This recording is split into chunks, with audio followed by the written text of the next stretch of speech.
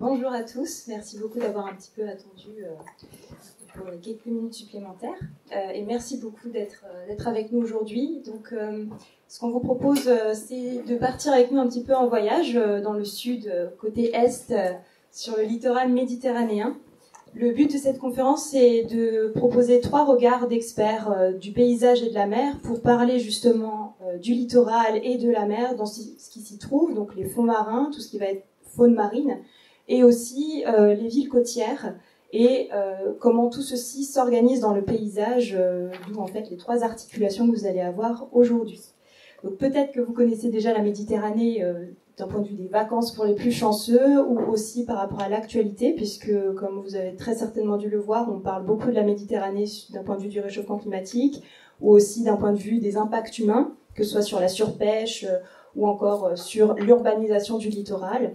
Donc on va revoir tout ça ensemble aujourd'hui, en compagnie donc de nos 3 invités, qui sont Corentin Garde-Lansard, donc médiateur scientifique à l'Aquarium de Paris, au Trocadéro, qui va être notre expert biologie marine aujourd'hui et écologie marine, Lisa de Vignol, du projet Cities sur l'élévation du niveau de la mer et de la plateforme Océan et Climat pour ceux qui connaissent. C'est un projet international, donc je pense que peut-être vous en avez entendu parler. Et Mathieu Zago, paysagiste auteur de chez Greeneye Paysage et qui est aussi l'auteur de l'univers Aquabulle que vous pouvez observer donc au Café Expo actuellement et aussi dans la bibliothèque pour tout ce qui est les mondes de l'imaginaire avec Jules Verne. Voilà. Donc on va commencer notre première approche avec des questions qui vont aller un petit peu en entonnoir, c'est-à-dire voir comment vivre sur le littoral, donc comment s'organise la vie à l'échelle des écosystèmes, des villes et des paysages, en revoyant un petit peu toutes les espèces endémiques et aussi les manières de construire autour de la mer. La Méditerranée aussi sous pression, comme on l'a vu, c'est un environnement marin et un lieu qui a beaucoup d'impacts et de menaces anthropiques et climatiques. Donc, quelles sont les principales pressions? C'est ce qu'on va vous présenter aujourd'hui. Et quelles sont les solutions, les mesures durables qui sont envisagées actuellement, qui sont proposées, disons, par des projets, de ce qui marche, de ce qui ne marche pas. Voilà, ce sera aussi le regard que nous aurons en fin de table ronde. Donc on va commencer par la partie vivre sur le littoral avec Corentin qui va donc nous présenter le peuple de la mer. Merci beaucoup pour l'introduction. Oui, avant qu'on parle des villes de Méditerranée, de l'articulation de la vie humaine en Méditerranée, la Méditerranée avant tout c'est une mer, et dans une mer donc forcément il y a de la faune, de la flore, une biodiversité très riche en mer Méditerranée. Et si on avait un habitat à sortir du lot qui caractérise la Méditerranée, c'est ce qu'on appelle les herbiers de Posidonie. Alors quand on regarde de la Posidonie, alors sur la diapo vous l'avez en bas à gauche, quand on regarde de la Posidonie, et si on connaît pas trop la mer, si on demande à quelqu'un ce que c'est, il risque de nous dire que c'est des algues. En réalité, c'est pas des algues, ce sont des plantes marines, donc des plantes à fleurs. Simplement, on a l'habitude d'associer tout ce qui est végétal dans l'eau à des algues, donc c'est bien des végétaux, mais ce sont des plantes et non des algues. Alors c'est caractéristique parce que la Posidonie ne pousse qu'en Méditerranée. Il y a beaucoup de plantes marines ailleurs, il y en a certaines qui ressemblent un petit peu, mais la Posidonie telle que vous la voyez là, c'est endémique de Méditerranée. Endémique, ça veut dire qu'on ne la trouve qu'ici. Alors il y a des conditions qui sont idéales en Méditerranée pour que cette plante puisse pousser et perdurer. Il y a une salinité parfaite, le pH pour l'instant est parfait pour le développement de la Posidonie. C'est également des conditions de courant et de géologie qui sont très favorables à ce que cette plante s'installe, et au final c'est une plante qui est imputrescible, c'est-à-dire qu'elle ne pourrit pas, et du coup les nouveaux individus ont tendance à s'accumuler les uns sur les autres, et vous avez un maillage très solide d'herbiers de Posidonie qui représente en fait un habitat entier à lui seul. Parce qu'au milieu des racines, il y a plein de petits animaux qui peuvent se réfugier, qui peuvent se nourrir, qui peuvent déposer des œufs, trouver de la nourriture. Pareil au milieu des feuilles, il va y avoir plein d'animaux, voire même d'autres végétaux. Il y a énormément de petits œufs qui sont fixés sur les plantes, il y a plein d'animaux qui qui viennent s'y nourrir. Des fois, on a l'impression que certains poissons viennent brouter la posidonie, alors qu'en réalité, ils mangent juste les petits organismes qui sont sur cette plante. Au final, c'est un vrai écosystème, et chaque feuille de posidonie est un petit écosystème à lui tout seul, et beaucoup de vie s'organise ici. Il y a d'autres habitats que je vais juste citer très succinctement. On a quelques récifs en Méditerranée. Alors ça va pas être des récifs de coraux. On voit souvent les images de cartes postales de grandes barrières de coraux, par exemple en Australie. Là, ça va être un peu différent. On a des récifs d'anémones, des récifs d'algues encroutantes. C'est des petites algues qui vont durcir et qui vont donner une impression de récif corallien. Il y a quelques gorgones aussi. J'ai ramené un squelette de gorgone que vous pourrez venir observer juste après. Donc il y a quand même des éléments qui rappellent un petit peu les récifs coralliens et dans lesquels de nombreux animaux vont vivre, déposer leurs œufs, trouver leur nourriture. Juste avant de passer aux villes, on peut comparer le fonctionnement d'un écosystème de Méditerranée à finalement un écosystème de ville, puisque chaque animal, chaque végétal va trouver aussi son rôle. On a la posidonie qui va servir de cadre de vie. Au final, c'est une espèce habitat, puisque à la fois c'est une espèce végétale, mais qui correspond aussi à un habitat dans lequel il y a plein d'espèces qui vont vivre. Vous allez avoir plein d'animaux qui vont jouer des rôles différents. Par exemple, ici, on a l'oursin violet, donc peut-être que vous en avez déjà mangé, peut-être que vous en avez déjà vu en plongée. L'oursin violet qui va faire office de jardinier finalement. C'est lui qui va aussi limiter la croissance des végétaux pour pas qu'il y ait trop de posidonie. Alors je vous donne un petit indice, malheureusement il risque pas d'y avoir trop de posidonie, elle est plutôt menacée, mais dans certains cas, eh bien on a besoin des oursins pour, entre guillemets, jardiner et limiter le développement. On va avoir aussi certains animaux, notamment les crustacés. J'ai amené ici une petite cigale de mer et une araignée de mer qui vont manger des cadavres d'animaux, par exemple. Donc les animaux meurent, ils tombent au fond de l'eau, et pour éliminer la matière morte, éviter le développement de matière toxique et que la vie puisse continuer au milieu de la posidonie, il faut qu'il y ait les crustacés qui jouent leur rôle de détritivores. Donc ça, c'est le mot compliqué, mais on va les comparer du coup plutôt à, par exemple, des éboueurs dans une ville. Donc ils vont être très importants pour ça. Vous allez aussi avoir des espèces architectes qui vont construire un environnement autour d'elles. On peut citer le corail rouge de Méditerranée, une des espèces les plus menacées de la Méditerranée, mais aussi donc certaines gorgones qui vont fabriquer un squelette autour d'elles, un squelette calcaire, des petites branches, et qui vont permettre donc à plein d'animaux d'habiter à ces endroits-là. Donc tout ça, c'est une vie qui s'organise comme une petite ville où chaque maillon est essentiel, et si on en retire un, eh bien très rapidement, on se retrouve avec un effondrement des uns et des autres en cascade.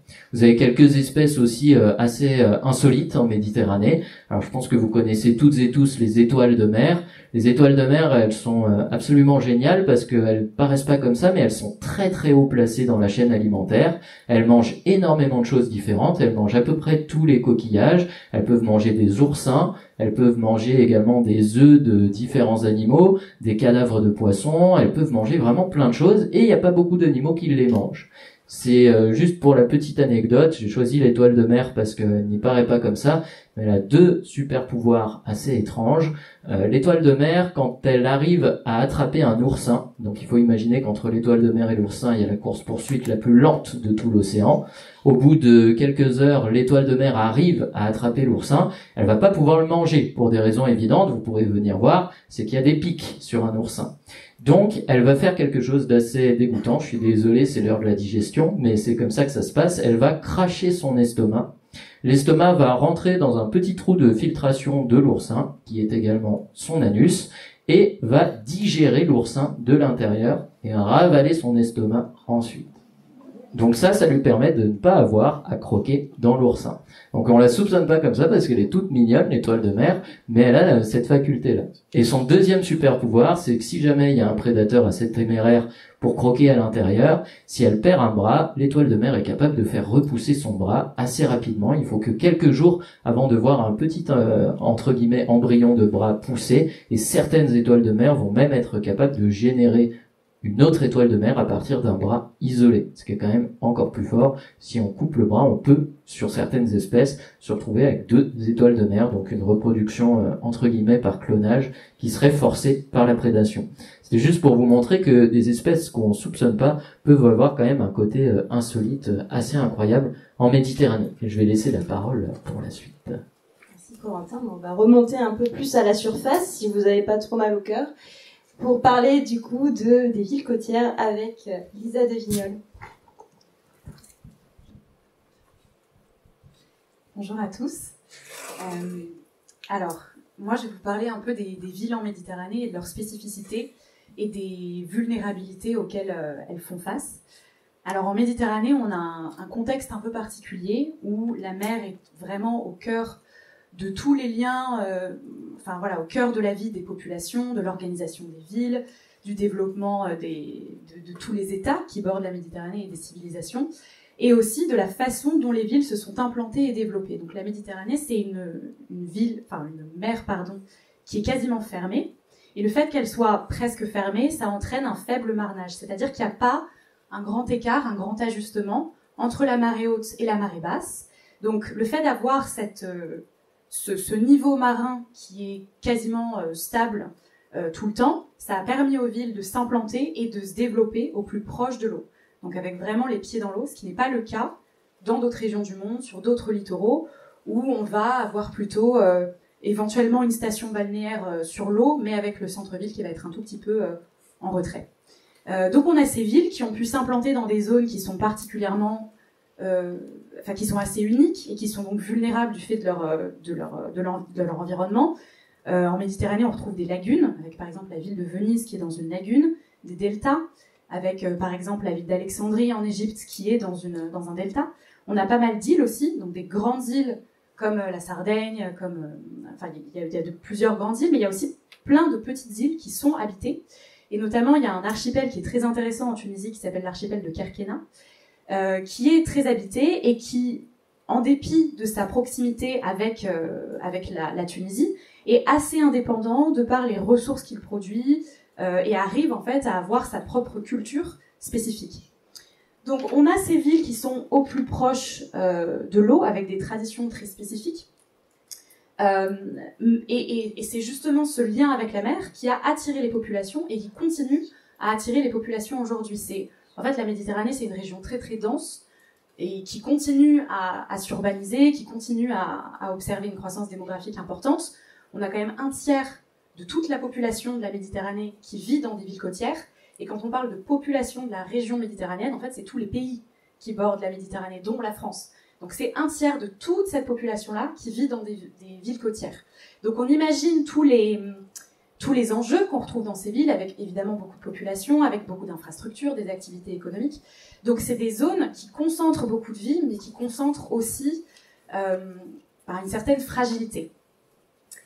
Et puis, ce que je voulais vous dire aussi, c'est que donc on a cette population qui est permanente, et on a aussi une population, disons, passagère, puisque la Méditerranée, c'est une zone très commerciale et c'est une zone très touristique. Il me semble que c'est 20% de tout le tourisme, 20% de tout le commerce maritime qui passe en Méditerranée chaque année. Et la Méditerranée est la région la plus touristique au monde. Et donc le littoral méditerranéen est le littoral le plus visité au monde. Voilà. Donc effectivement, deux types de populations de densité, faune marine et bien sûr les sociétés humaines qui peuplent justement sous les eaux et sur terre de manière très dense, de manière complexe, le paysage. Et le paysage que nous allons tout de suite aborder avec Mathieu, qui va donc nous montrer comment tout ceci s'incorpore. Donc je te laisse, Mathieu, déjà rappeler qu'est-ce qu'un paysagiste aussi. Tout à fait. Bonjour à tous. Merci pour vos présentations. On pourrait se demander d'ailleurs que vient faire le paysagiste dans cette histoire de littoraux, de fonds marins. Tout simplement, le paysagiste, pour moi, vient se placer dans un environnement et va s'attacher à utiliser différents outils pour décrire cet environnement, pour poser des mots dessus, pour qualifier des formes, pour parler d'autre chose que de listing d'espèces, qui sont très intéressantes et essentielles pour comprendre ce qu'il y a à protéger et à voir. Mais on va parler vraiment à plus grande échelle, et de formes, et comment on les qualifie. Et ce qui est intéressant sur les paysages sous-marins notamment, c'est qu'on en parle très peu.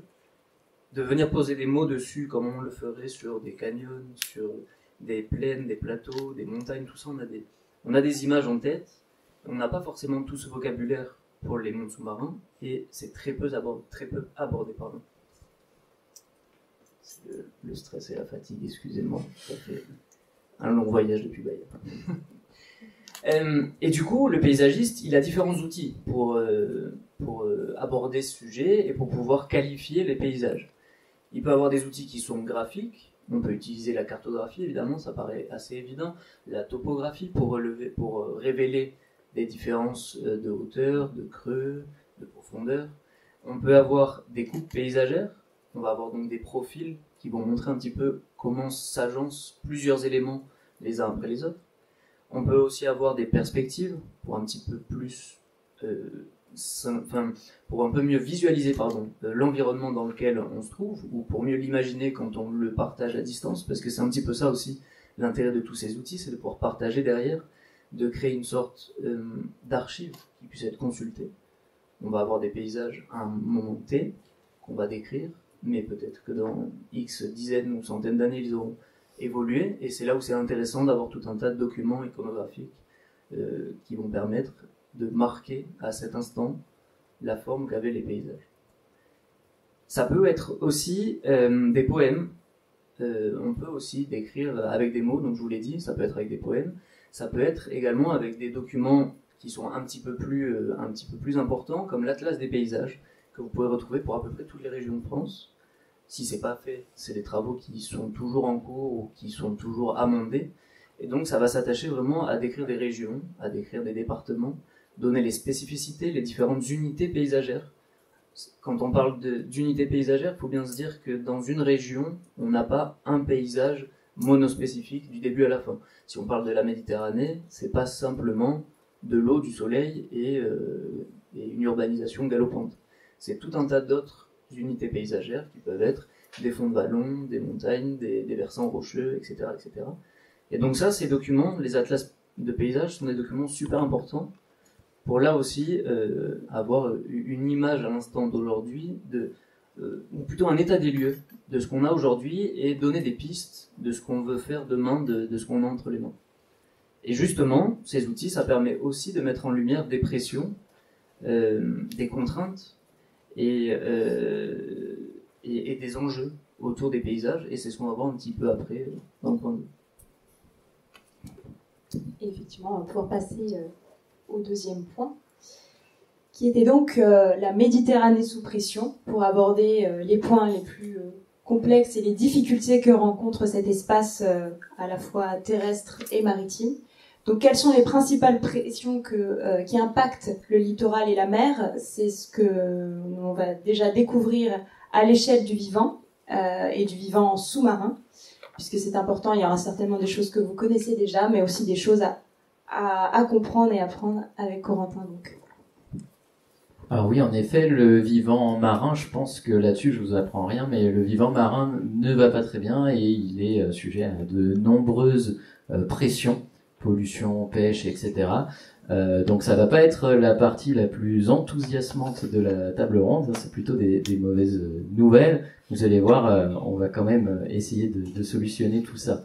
Il y a plusieurs pollutions déjà qui peuvent toucher le milieu marin et qu'on observe beaucoup en Méditerranée. On pourrait, pour caricaturer, les séparer en deux grandes parties. Une pollution chimique, donc c'est tout ce qui va couler, être gazeux, etc. Donc tout ce qui va pouvoir influer directement sur la chimie de l'eau. Et vous avez une pollution physique, donc plutôt des objets, plus facile à voir à l'œil nu, on va dire. La pollution chimique, particulièrement, elle va venir des usines, donc je vais pas forcément m'étaler là-dessus, sur le côté industriel, mais par contre elle peut aussi venir des particuliers. Typiquement, on peut retrouver énormément de tabac dans l'océan, puisque les cigarettes, par exemple, qui sont jetées sur le bord de la route, que ce soit au bord de la mer ou en plein centre de la France, vont quasi systématiquement finir dans l'océan, via les égouts, avec le transport du vent, le ruissellement, etc. Et le tabac peut polluer plusieurs litres d'eau très facilement. Juste le tabac d'un petit mégot peut polluer plusieurs litres d'eau et tuer quasi toute la faune qu'il y a à l'intérieur. Et pour la flore, c'est assez critique aussi. Donc vous avez aussi un polluant chimique dont on parle de plus en plus, c'est celui des crèmes solaires. Alors il existe de plus en plus, heureusement, de crèmes solaires qui vont ne pas affecter la vie marine. C'est principalement les animaux du grand groupe des cnidaires qui craignent les crèmes solaires. Alors dans les cnidaires, le plus connu, vous avez les coraux, vous avez aussi les méduses et vous avez les gorgones, comme juste ici. Les gorgones, en fait, c'est des colonies de tout petits animaux, les uns collés aux autres, les polypes, et les polypes peuvent être intoxiqués par la crème solaire et ne plus pouvoir assurer leur cycle de vie derrière.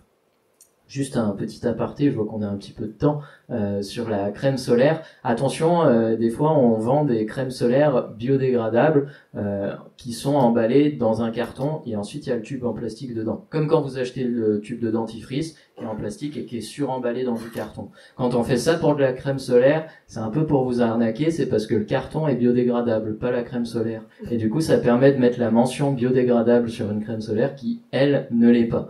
Alors souvent on joue un peu avec les limites en publicité, mais ça arrive très fréquemment.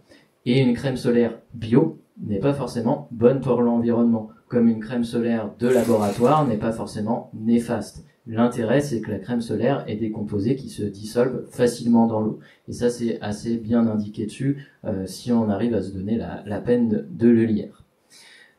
Pour la pollution physique, je pense que c'est très facile de se rendre compte du problème en Méditerranée, parce que quand on va sur la plage en Méditerranée, on se rend compte du nombre de déchets qui existent en Méditerranée. Alors, j'ai parlé du mégot de cigarette, qui est à la fois une pollution chimique et physique, puisqu'on le voit, le mégot de cigarette, mais forcément, il passe pas une semaine sans qu'on lise quelque chose sur la pollution plastique en Méditerranée. Il y a énormément de sacs plastiques, énormément de petits cotons-tiges, etc.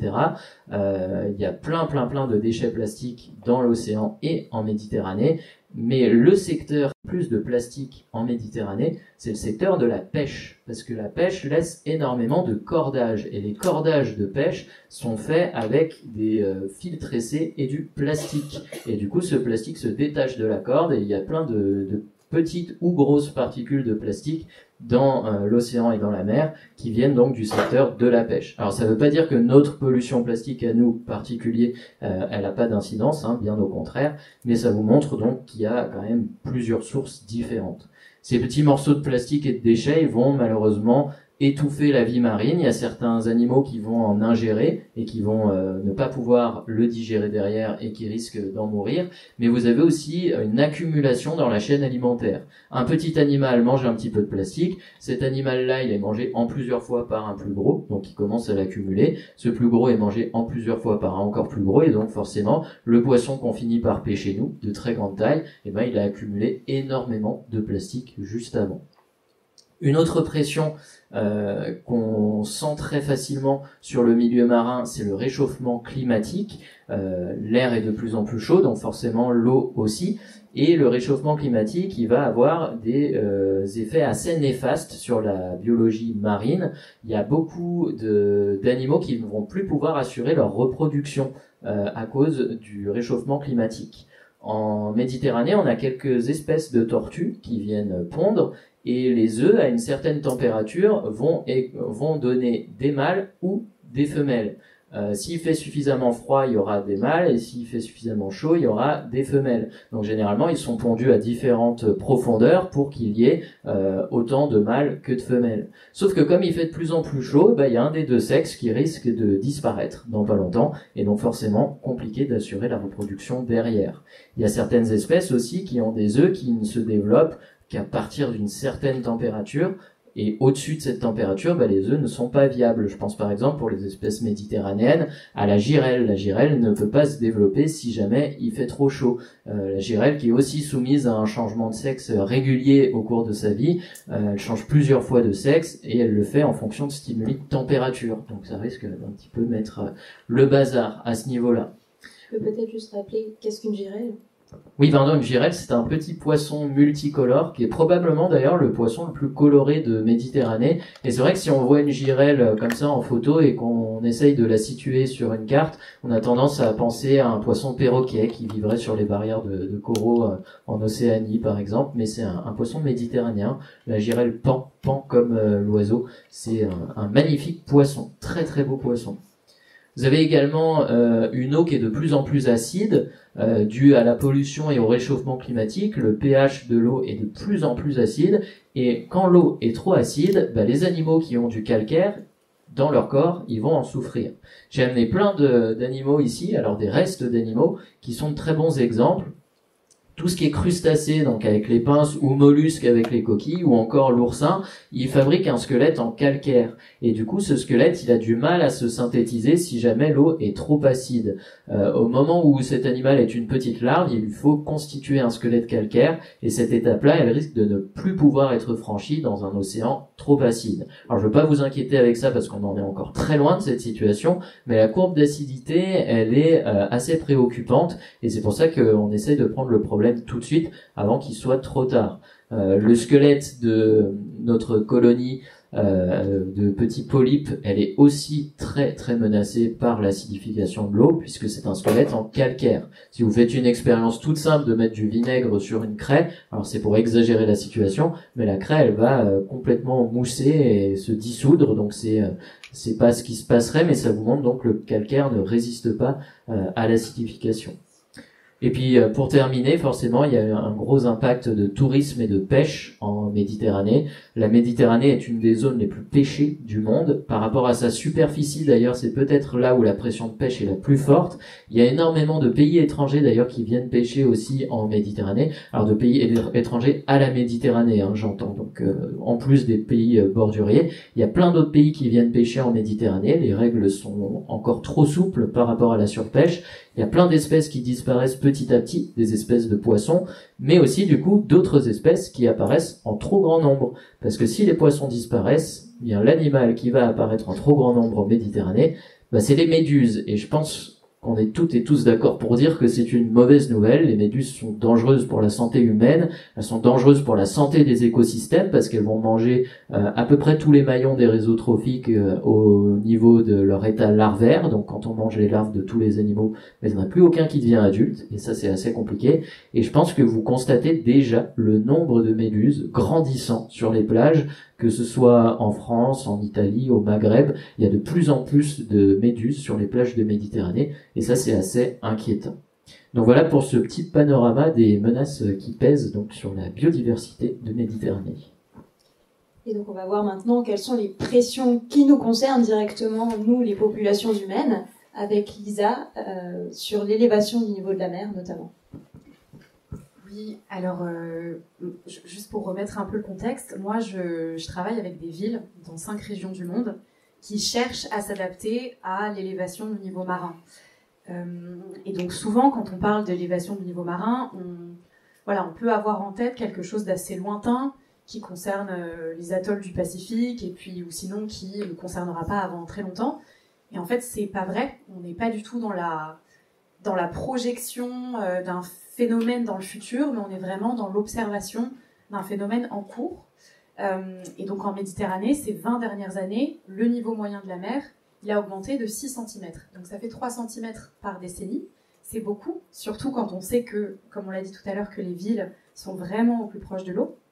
Donc il y a ce premier aspect, c'est un phénomène qui est en cours et qui s'accélère. Donc le GIEC nous dit que d'ici la fin du siècle, d'ici 2100, si on ne réduit pas drastiquement nos émissions de gaz à effet de serre, on se dirige vers plus d'1 mètre d'élévation. Et même si on arrive à bien maîtriser nos émissions de gaz à effet de serre, le niveau de la mer va quand même continuer à monter sur les prochaines décennies, les prochains siècles et voire les prochains millénaires.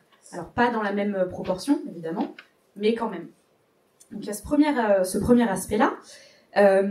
Et puis l'élévation du niveau de la mer, c'est aussi quelque chose qui se cumule avec d'autres impacts du changement climatique, qui va accentuer les phénomènes d'érosion, qui va accentuer les événements climatiques extrêmes comme les tempêtes, et qui va se combiner avec d'autres risques, et notamment d'autres risques côtiers. Et donc on a un paysage du risque qui est très complexe en Méditerranée, et qui fait que c'est pas forcément évident pour les municipalités d'aborder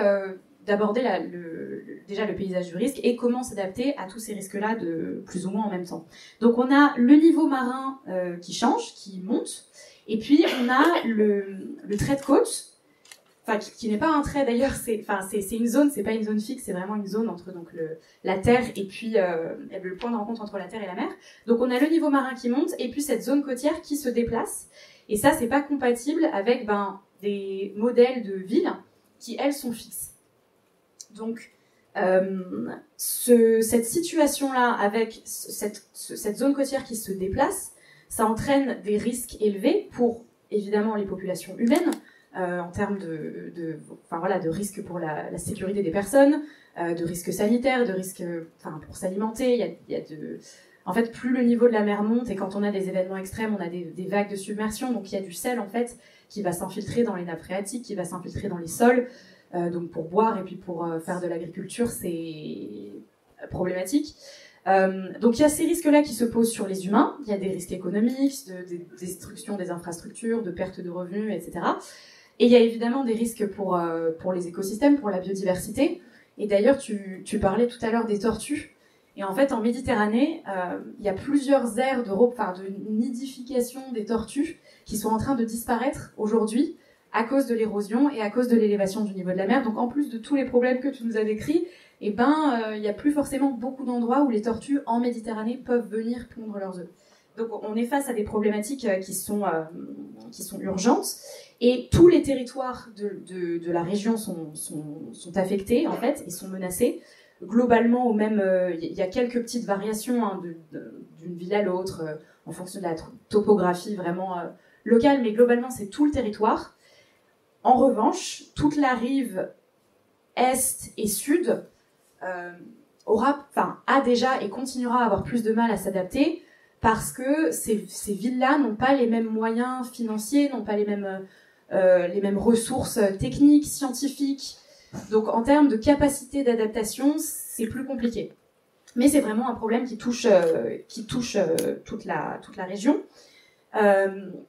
La bonne nouvelle, c'est qu'on a les solutions. On n'est pas du tout dans une situation où on doit découvrir comment faire pour s'adapter, où on est en recherche des solutions qui vont nous aider. En fait, toutes ces solutions-là, on les a déjà, mais on peine à les mettre en œuvre pour plusieurs raisons. Avant tout, un manque de volonté politique, mais aussi qui est lié à un manque de prise de conscience du risque en Méditerranée, parce que c'est une région où peut-être on voit moins que dans d'autres régions du monde. Il y a moins de tempêtes, on se rend pas forcément compte, même si 6 cm d'élévation en 20 ans, c'est quand même énorme. Donc il y a ces deux problèmes-là. Et puis il y a aussi le problème des fausses solutions ou des mauvaises solutions qu'on va mettre en œuvre. Et il y a 2 raisons au déploiement de mauvaises solutions. La première, c'est que les villes, et ça vraiment c'est quelque chose que j'observe tous les jours dans mon travail, c'est que les villes, elles se positionnent à leur échelle à elles. Voilà, donc elles vont réfléchir à l'échelle de leur frontière municipale.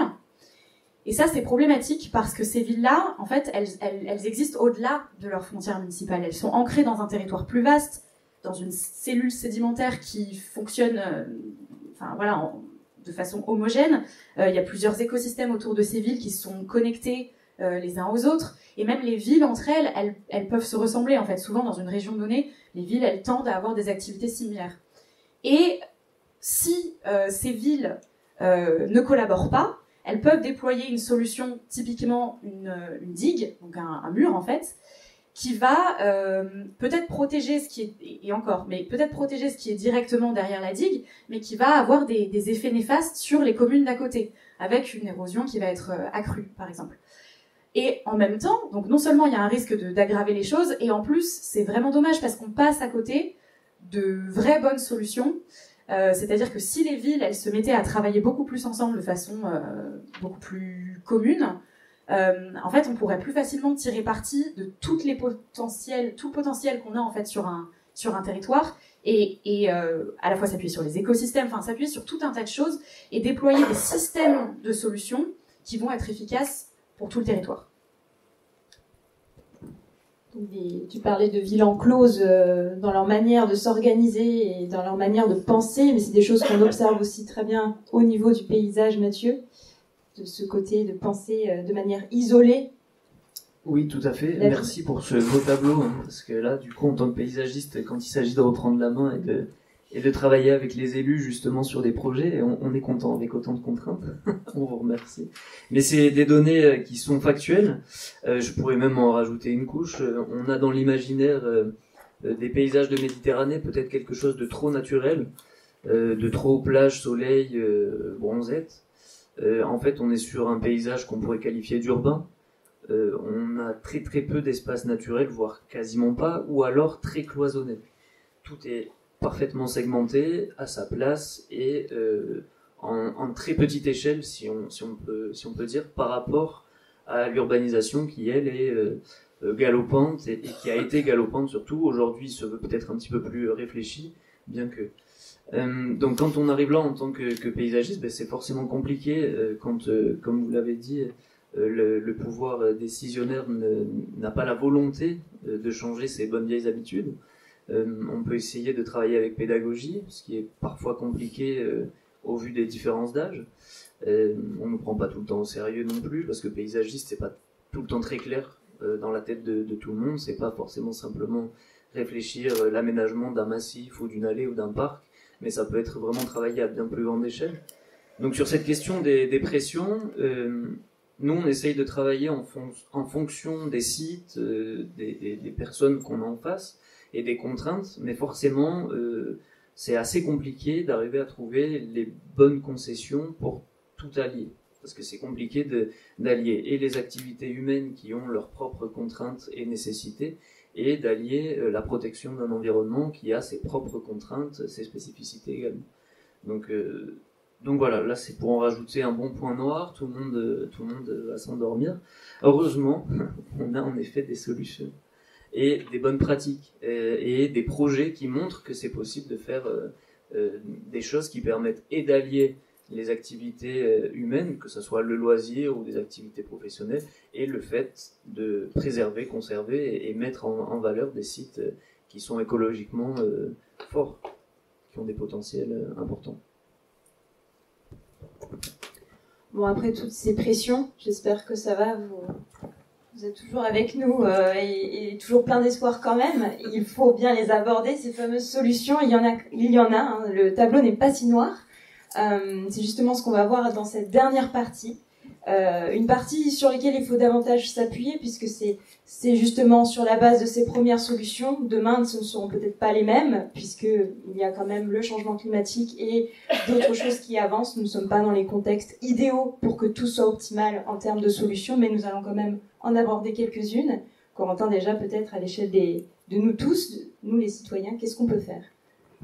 Bah oui, en effet, il faut pas déprimer, hein. Il y a plein de choses qui marchent, plein de choses aussi actuellement testées et qui sont fonctionnelles. Et puis pour reprendre ce que tu as dit, il faut arriver à se dire que l'océan, c'est un dossier prioritaire et même urgent. Et en fait, c'est dur de se le dire parce que forcément, on a tout un tas de dossiers qui arrivent petit à petit dans l'actualité, dossiers géopolitiques, dossiers économiques, dossiers électricité, bref, tous ces sujets d'actualité nous font dire l'océan, on le met un petit peu de côté, on verra plus tard. Sauf que le plus tard, il commence à arriver tout de suite et les conséquences sont assez fâcheuses. Et c'est pour ça que toutes les solutions qu'on va vous présenter, il y en a beaucoup qui sont déjà testées actuellement, qui font leurs preuves, d'autres un petit peu moins, mais en tout cas c'est vraiment un combat qui se mène maintenant et qui fait partie de l'actualité brûlante, malheureusement.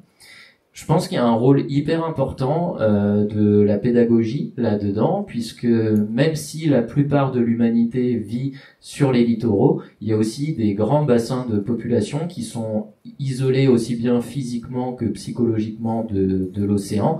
Je travaille beaucoup avec les écoles à l'aquarium de Paris, et généralement quand on demande aux enfants s'ils pensent pouvoir voir des requins, des dauphins, des coraux, des baleines en France, de métropole, généralement ils vont nous dire non, parce que pour eux c'est des animaux qu'on trouve aux tropiques, c'est des animaux qu'on trouve sur les pôles, bref, pas du tout au niveau de la France métropolitaine. Parce qu'en fait on est assez déconnecté de tout ce qui se passe dans l'océan, et donc le but de ce genre de structure, ça va être du coup de ramener la connexion à l'océan, donner une petite base de connaissances sur les enjeux, sur les menaces et aussi sur les solutions qui pèsent. Donc mieux connaître l'océan, c'est faire un pas en avant pour le protéger. On va finalement protéger ce qu'on aime, et on aime que ce qu'on ne connaît. Et du coup, il faut absolument mieux connaître l'océan. Et si tout le monde connaît un peu mieux l'océan, on fera déjà des premiers pas en avant pour pouvoir protéger l'océan. Il y a pas mal de petits gestes qu'on peut faire chacun de son côté. Tout à l'heure, j'ai parlé de la crème solaire, donc faire attention à ce qu'on achète, faire attention aussi aux gestes qu'on a à la plage, mais aussi en pleine terre. Si vous jetez des déchets à Paris, il y a de fortes chances que ces déchets, ils arrivent dans l'océan aussi. Et ça, pour le coup, il y a pas mal de personnes qui semblent ne pas forcément être au courant. De manière générale, vous pouvez aussi agir assez simplement sur votre consommation en poissons et en fruits de mer. Alors, la pêche, c'est le travail de 1 être humain sur 10. Donc je vais pas vous dire d'arrêter complètement de manger du poisson du jour au lendemain. Ça, c'est pas possible. C'est la source de protéines numéro 1 dans le monde pour l'alimentation humaine, et 90% des pays du monde mangent du poisson. Il y en a près de la moitié qui assurent leur sécurité alimentaire grâce au poisson. Donc on peut pas dire du jour au lendemain d'arrêter de pêcher, mais je peux vous conseiller de le faire de manière un peu plus durable et un peu plus responsable. Peut-être que certains d'entre vous, quand vous achetez des fruits et des légumes au supermarché ou même au marché, vous avez peut-être ce réflexe, alors moi je le fais, mais je sais pas si c'est très répandu, de regarder si c'est des fruits de saison, et juste de taper calendrier fruits et légumes d'octobre pour voir lesquels sont de saison. Mais en fait, pour les fruits de mer et les poissons, c'est la même chose. Il y a des alors ils sont vivants toute l'année, au contraire des fruits et des légumes, mais il y a des périodes où ils sont en train de se reproduire, et c'est pas forcément le bon moment de les pêcher. Il y a des périodes où ils sont en pleine migration, et du coup c'est pas forcément le moment de les pêcher. Par contre, il y a des périodes où ils sont à pleine maturité, ils vont pas encore se reproduire, et là ça peut être une bonne période pour les pêcher. Il y a certaines espèces qui sont très menacées, il y en a d'autres qui sont ultra abondantes. Donc il y a pas mal de calendriers de consommation qui sont facilement accessibles, en se débrouillant un petit peu sur internet, on les trouve très facilement. Il y a certains labels de pêche durable et responsable. Alors attention, ça reste des labels de pêche, donc c'est pas des solutions parfaites, mais si tout le monde consommait déjà un petit peu plus durablement la ressource, on ferait déjà un sacré pas en avant à ce niveau-là. Et puis, je ne saurais que trop vous encourager aussi à soutenir des activités, soutenir des actions, par exemple soutenir la recherche. Alors soutenir, c'est pas forcément financièrement, ça va être juste un poids moral qui est important, de soutenir la recherche, parce que forcément plus on connaît l'océan, mieux on le protège. Ça c'est valable pour nous, mais c'est aussi valable pour les scientifiques. Les scientifiques, ils ignorent encore énormément de choses de l'océan, la migration de certains poissons, la reproduction d'autres endroits, comment fonctionne tel ou tel écosystème, quelle variable va les faire changer. Et ça, s'ils le savent pas, on peut pas anticiper le futur. Et anticiper le futur, c'est prendre un temps d'avance pour arriver à protéger l'environnement marin. Donc la recherche scientifique, elle va être hyper importante. Alors parfois on a l'impression qu'on cherche dans le vide, c'est un peu la recherche fondamentale, on cherche des choses pour qu'elles soient peut-être potentiellement applicables plus tard. Là on est dans une société où la recherche appliquée prédomine parce qu'il faut des objectifs, mais c'est important de mieux connaître, de documenter l'océan de manière générale. Et puis pour terminer, il y a un modèle qui marche assez bien, c'est le modèle des aires marines protégées. Des zones dans lesquelles la pêche ou encore les activités touristiques, la pollution, tout ça sont très contrôlées. C'est des zones qui ne sont pas complètement interdites à la présence humaine, mais c'est des zones qui sont très contrôlées. Et il y a un système qui marche très bien, c'est d'avoir une zone marine en aire marine protégée et la zone d'à côté qui est exploitée. et au bout de quelques années, intervertir les deux. La zone exploitée devient protégée, la zone protégée est de nouveau exploitée avec des standards quand même assez contrôlés.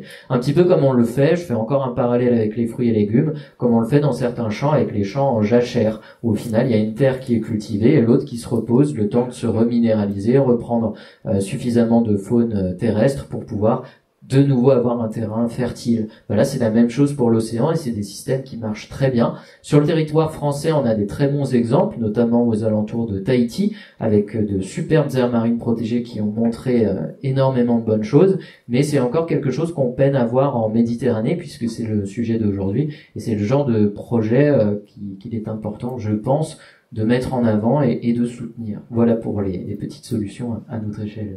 Et pour finir sur les aires marines protégées, vous pourrez retrouver notamment le tombant des Spélugues et la réserve du Larvoto, qui sont les deux réserves marines protégées de Monaco, au Café Expo, donc durant l'exposition. Et on va passer maintenant aux solutions pour les humains au niveau des villes. Oui, mais je vais d'abord faire une partie et j'espère que je ne vais pas me faire gronder. Mais c'est super que tu aies parlé des aires marines protégées, c'est un outil vraiment très très précieux. Et donc tu parlais des aires marines protégées à Tahiti, qui sont effectivement exemplaires. En revanche, en France métropolitaine, c'est pas trop ça. Donc en fait, la plateforme Océan et Climat a lancé récemment une pétition pour appeler le gouvernement à respecter ses engagements et à protéger une zone beaucoup plus substantielle de son territoire marin. Donc je vous invite à signer cette pétition. Je ferme la parenthèse et je retourne... Je la réouvre, signer cette pétition, c'est important. Merci Nelly. Mais pour en revenir à l'élévation du niveau de la mer, je vais un peu, disons, diviser mon temps en deux temps. D'abord me concentrer sur les solutions qui, à mon sens, doivent être poussées sur le terrain. Et puis ensuite, ce que nous, on peut faire quand on n'habite pas directement dans une ville côtière. Mais il faut aussi savoir que même si on ne vit pas dans une ville côtière, on est concerné quand même. Toutes les villes, en fait, sont connectées les unes avec les autres, notamment par le commerce. Et donc, la prospérité des villes, de toutes les villes, en fait, dépend de la prospérité des villes côtières aussi. Mais bon, donc la première solution, quand on parle de se protéger vis-à-vis de l'élévation du niveau de la mer, c'est de réduire absolument nos émissions de gaz à effet de serre. Ça, c'est la première chose. Et puis ensuite, il faut dans le même temps s'adapter. Donc, comment s'adapter ? On a vu, tout à l'heure, il y avait quelques photos où il y avait des villes avec des digues, vraiment des protections en dur, qui sont la solution, l'approche qui est favorisée, mais d'office, par l'immense majorité des villes. C'est pas forcément parce qu'elles n'ont pas envie de tenter autre chose, mais c'est parce qu'elles n'ont pas forcément les connaissances ou les capacités ou le personnel, en fait, pour s'occuper de ces sujets-là. Donc, très souvent, les villes, en fait, elles font appel à des cabinets de consultants qui vont leur proposer invariablement cette même réponse de « on va construire un mur ». Le problème avec ce mur, c'est qu'il entraîne un sentiment de sécurité assez fort chez la population qui va continuer à s'installer derrière ce mur. Mais en fait, les digues comme ça a 25 ans d'espérance de vie. Donc ça coûte très cher à construire, ça coûte très cher à entretenir. Il faut avoir les capacités techniques d'entretenir ces digues aussi. Elles entraînent de l'érosion juste derrière la digue, donc c'est pas du tout des solutions idéales. Et il y a plein d'autres choses qu'on peut faire. Notamment, on peut s'appuyer sur les écosystèmes de la Méditerranée. Donc on a effectivement des écosystèmes qui sont terrestres. On va avoir par exemple des zones humides ou des dunes. Il n'y en a pas énormément en Méditerranée, mais il y en a quand même. Et en fait, ces écosystèmes-là, ce qu'ils vont faire, c'est que à la fois ils vont avoir un effet tampon vis-à-vis des vagues. Donc ils vont réduire un peu la puissance des vagues. Et puis en même temps, avec les racines des plantes qui sont dans ces zones humides, qui sont dans ces dunes, ces racines-là, elles vont retenir les sédiments et donc elles vont ralentir l'érosion. Et en plus d'avoir ces espaces naturels préservés, ça fait des zones, un peu des zones tampons, des zones de protection qui vont permettre au littoral de se transformer un peu plus naturellement. Alors que là, aujourd'hui, on est quand même dans une situation où on a des écosystèmes qui sont en train de se faire littéralement noyer par la mer, qui est en train de monter, et qui ne peuvent pas reculer parce qu'on a des zones urbaines. Et puis, il y a d'autres écosystèmes, et qui sont cette fois sous-marins, notamment les herbiers de Posidonie. Alors la Posidonie, c'est très utile évidemment pour toutes les espèces qui vivent en Méditerranée, mais c'est aussi utile pour nous à la fois sous l'eau, parce qu'encore une fois, ça ralentit un peu l'assaut des vagues, et c'est hyper utile aussi une fois qu'elles sont mortes et qu'elles sont sur les plages, qu'elles sont échouées sur les plages. parce que en arrivant sur les plages, avec le courant, elles vont s'empiler les unes sur les autres et créer des banquettes. Les banquettes de Posidonie, qui sont vraiment très précieuses parce qu'en fait, elles apportent un poids supplémentaire sur le sable ou sur les roches, et donc elles vont réduire l'érosion. Et c'est vraiment très pratique. Le problème, c'est que c'est pas hyper apprécié, la Posidonie sur les plages. C'est vraiment pas dangereux. Enfin, il n'y a pas de maladies qui sont qu'on pourrait attraper à cause de la Posidonie. On risque pas de se couper non plus en marchant dessus. Enfin, c'est vraiment pas dangereux. Mais visuellement, ça ne plaît pas, notamment aux touristes. Et tu parlais tout à l'heure de cet imaginaire qu'on a de la Méditerranée comme une zone, soleil, plage pure. Et sauf qu'en fait, c'est pas la réalité. Tout ce qu'on voit sur l'image qui est tout à gauche, c'est ça, c'est les banquettes dont je vous parlais. Donc c'est très très visible. Et en fait, ça, l'immense majorité des municipalités retire cette Posidonie, et ça c'est une opération qui est renouvelée presque quotidiennement à l'automne notamment, où en fait on va avoir des tracteurs qui viennent sur les plages et qui vont faire du ramassage de toute cette Posidonie, et c'est bien dommage parce que ça ne coûte rien et c'est vraiment très utile. Bon, même si on peut s'appuyer sur ces écosystèmes-là, c'est vrai que dans des zones très urbanisées, c'est pas forcément évident parce qu'on a peu d'espace. On peut quand même le faire, mais dans une certaine mesure. En revanche, si on se place à un niveau un peu supérieur et où on arrête de regarder pile à l'échelle de la ville, on peut essayer de protéger entre les villes des espaces naturels qui vont avoir cet effet tampon. Et à l'échelle de la ville, on peut hybrider les solutions. Donc on va combiner ces écosystèmes avec d'autres options. Par exemple, on peut surélever des routes, on peut surélever des pistes cyclables, on peut surélever des bâtiments. Et on peut aussi les relocaliser. Alors ça, c'est la solution par excellence, parce que c'est la seule solution qui retire le risque, puisqu'on s'extrait en fait de la zone dangereuse. Donc c'est l'unique solution qui retire le risque. Mais c'est une solution qui est difficilement entendable au niveau politique et aussi au niveau de la population, qui n'a pas très envie d'entendre que la villa en bord de mer, en fait, dans 30 ans, elle est plus habitable et elle va perdre de sa valeur économique, donc ce serait bien de partir. Mais il faut vraiment garder en tête que la recomposition spatiale, la relocalisation, ça concerne pas uniquement les maisons, ça concerne, encore une fois, les routes, ça concerne les pistes cyclables, ça concerne les campings, ça concerne en fait toutes les autres infrastructures aussi. Et c'est important. Et c'est très difficile à faire entendre politiquement, mais une fois que ça peut passer et que la population se mobilise derrière une telle proposition, ça marche vraiment très bien. Et donc il y a des projets dans des villes en Espagne, en Croatie, un petit peu en Italie, qui essayent de développer des approches comme ça, et un petit peu en France aussi. Alors c'est assez timide encore une fois parce que politiquement c'est pas très entendable. Mais il y a notamment la ville de Sète, et en fait toute l'agglomération de Sète, donc 14 communes autour de Sète, qui fait justement de l'hybridation. Donc il y a toute une partie qui a un lit d'eau, donc c'est-à-dire une langue de sable, avec derrière encore un peu d'eau salée. Et ça, c'est des zones très très fragiles qui sont vraiment soumises au changement côtier.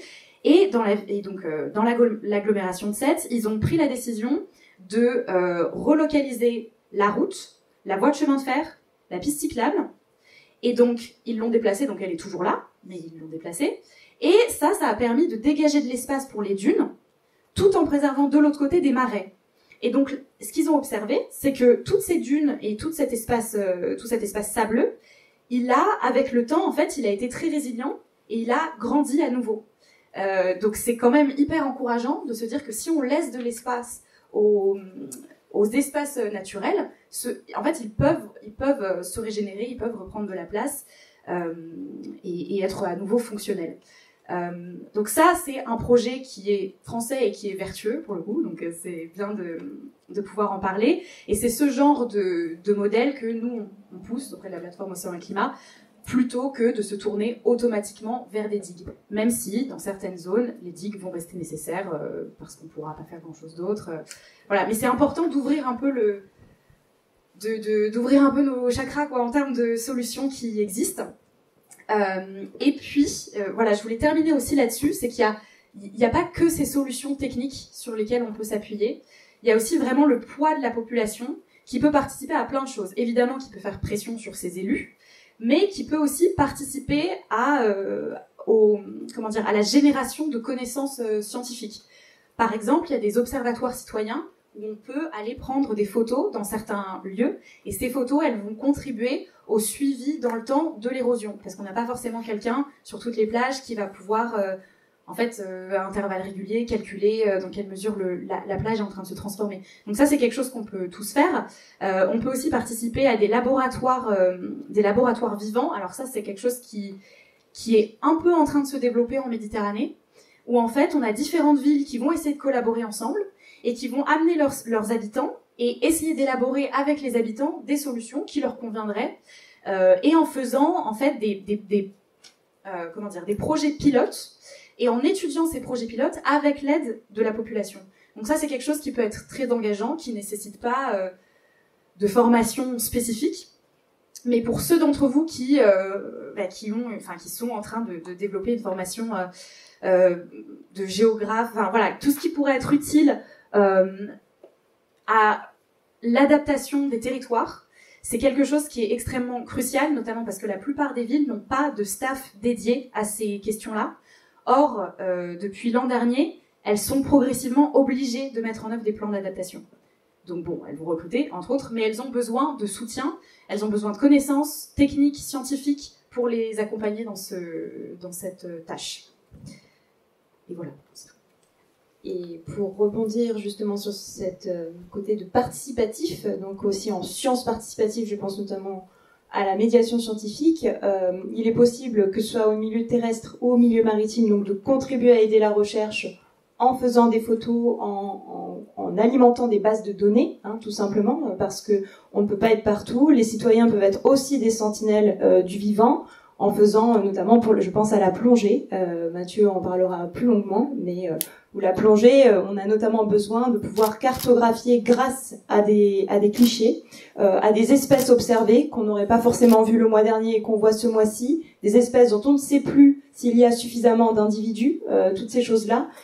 Ça peut être, alors à l'échelle terrestre, ça peut être la coccinelle de votre jardin, le nombre d'oiseaux que vous voyez passer dans votre jardin, à justement les poissons que vous pouvez observer en vacances. Donc toute observation est toujours la bienvenue. Donc je te laisse Mathieu reprendre sur ce côté paysage. Oui, on va reprendre un petit peu sur les possibilités en fait de projets qui vont valoriser des territoires et notamment des paysages sous-marins, vu qu'on est sur le sujet de la Méditerranée. Je pense qu'on va faire une échelle du plus large au plus resserré, et notamment je veux rebondir sur ce que tu disais, Lisa, notamment sur la vie de la dune. Alors, on n'est pas spécialement sur la Méditerranée, parce que si on parle dune, on a peut-être plus l'Atlantique en tête, mais c'est vrai que cette histoire de recul vis-à-vis de la mer, pour laisser vivre une dune qui vit en fait sur des centaines de mètres, il faut se dire qu'avec le vent, ça recule, ça réavance vers l'océan, et ça a besoin de cet espace-là pour évoluer, et pour justement pas être érodé. Donc c'est très important, finalement, c'est un élément de paysage qui paraît inerte, on parle de sable, mais en fait, il est bien vivant, et il a besoin de place pour pouvoir évoluer. Et donc, cette mission de reculer vis-à-vis de l'océan, on a notamment le conservateur du littoral qui s'attache en France à racheter des parcelles le long du littoral pour ou détruire des bâtiments, ou s'il n'y en a pas, du moins laisser accessibles des passages pour les promeneurs, et puis valoriser des sites à travers des agricultures, souvent du pastoralisme, mettre en valeur à travers différents éléments pédagogiques telle ou telle espèce, peut-être des cartels, peut-être des panneaux, peut-être des petites cartes, enfin différents éléments. Et tout ça, c'est des projets positifs, justement pour protéger les littoraux. Si on se recentre un petit peu sur la Méditerranée, on va avoir deux exemples que j'ai en tête. Le premier, c'est sur le parc, sur les calanques de Marseille. Vous avez une petite photo derrière moi. On a, alors je dis on, c'est absolument pas personnel, mais une équipe de paysagistes du moins, notamment, a travaillé sur la réalisation d'un plan de paysage des calanques. À quoi ça sert? Ça sert notamment à pouvoir, c'est ce qu'on disait au tout début de la table ronde, de pouvoir qualifier, de pouvoir mettre en exergue des choses qui sont importantes et qu'on ne voit pas depuis la surface. Et ça permet donc d'apporter de la connaissance, et donc avec un petit peu plus de connaissance et de pédagogie, on a plus d'informations, et donc on a aussi ce recul pour savoir ce qu'on veut valoriser, ce qu'on veut protéger, et comment on va s'y prendre pour le faire. On a un second exemple en tête, c'est un sentier du littoral qui se trouve à Banyuls, pour celui-ci, donc un sentier, pardon, pas du littoral, un sentier sous-marin. Donc exactement comme un sentier où vous prendriez vos chaussures pour aller randonner, là vous prenez simplement des palmes et un tuba, et le chemin est balisé, le sentier est balisé mais sous l'eau. Donc vous allez avoir différentes informations de ce que vous allez pouvoir voir sous l'eau, que ce soit les différentes espèces que vous allez croiser, peut-être des formations rocheuses, des espèces végétales également. Et ça fait partie d'un projet qui permet de valoriser encore une fois un site, de le protéger, de savoir comment le protéger, mais aussi de le rendre accessible et visible. Et ça, c'est super important. Et si on va encore un peu plus à une petite échelle, en tant que paysagiste, je ne suis pas plongeur du tout, pour autant, ça ne m'a pas empêché de réaliser donc une bande dessinée sur les paysages sous-marins, simplement par curiosité, en s'entourant de personnes qui sont bien plus compétentes que moi sur des sujets scientifiques, et du coup, en prenant tout un tas de petites données de personnes qui travaillent sur des milieux bien précis, et de le réintégrer dans une histoire complètement utopique, puisque dans Aquabulle, l'idée c'est de réapprendre à vivre proche du littoral, et notamment sous l'eau, avec un mode d'habitat qui serait non destructif. Donc on imagine vivre dans des bulles pour justement pas détruire les petits fonds marins, etc.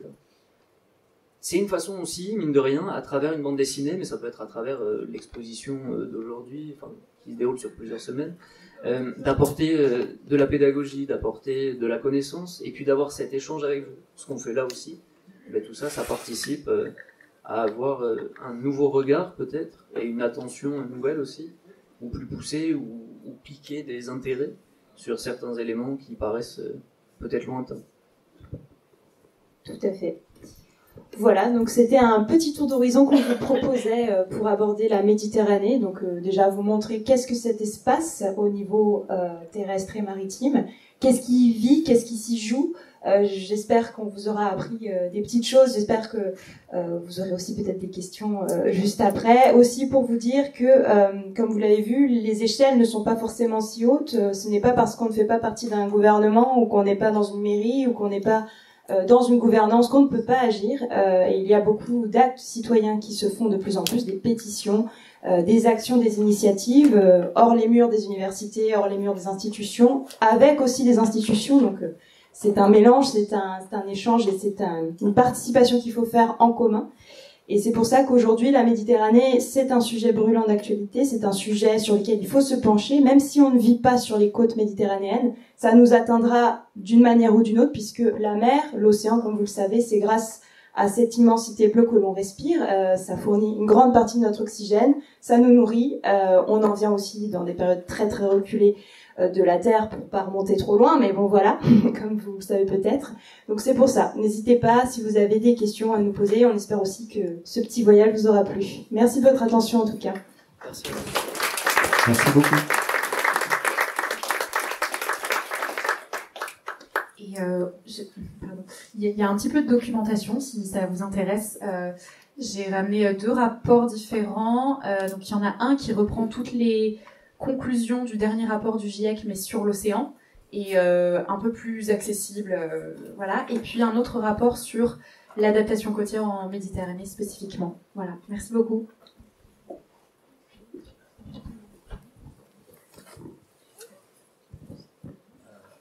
Pour les questions, s'il y en a, je vais vous passer le micro.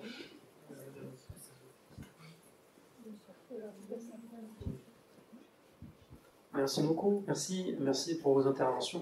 Je veux juste vous demander rapidement, qu'est-ce que vous pensez de la formation justement des jeunes sur le milieu marin, parce que la France, je crois que c'est le 2e territoire maritime mondial, donc en fait, si on est pas mal niveau écologie par rapport aux autres pays, donc si on est censé avoir une évolution des emplois là-dedans, etc., qu'est-ce que vous en pensez? Moi, je pense par exemple à vous savez, l'Ifremer, là, qui est très connu, mais par exemple, sur le sujet des algues vertes en Bretagne, même des grands scientifiques de l'Ifremer ont reçu des pressions, etc.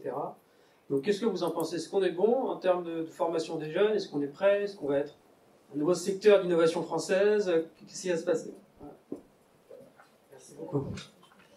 En termes de formation, pour moi, clairement insuffisant. en France. Je pense qu'il faut vraiment développer ça beaucoup plus sérieusement.